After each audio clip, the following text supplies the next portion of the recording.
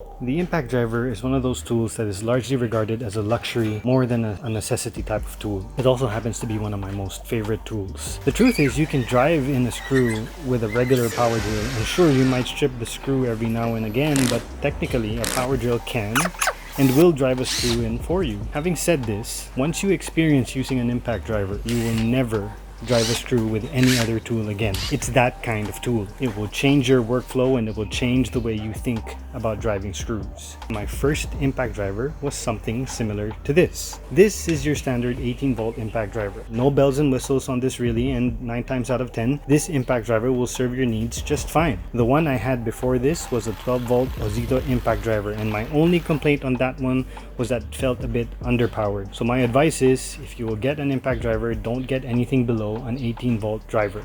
So this is the one I've had for the longest time, and then I tried this guy. So I did a review video on this before. Check it out if you haven't seen it yet. But the best part about this impact driver is its overall size.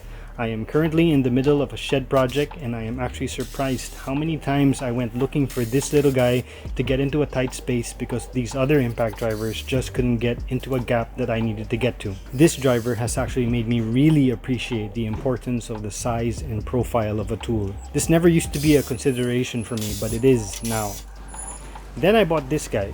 I just borrowed this Kyocera and will have to return it soon, so I wanted an upgrade from my Ryobi. When I started using this DeWalt on the shed build, man, I loved it.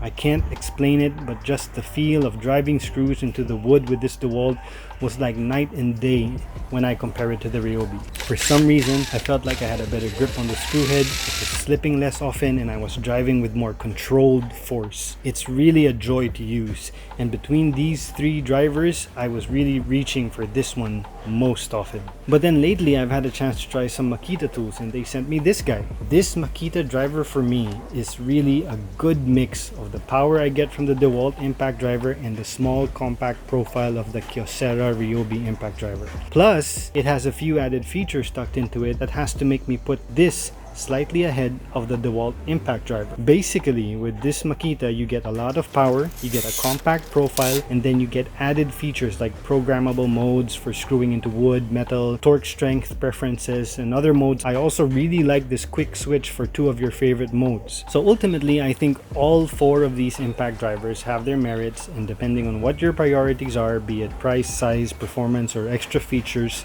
there is an impact driver out there that will satisfy one or all of your needs.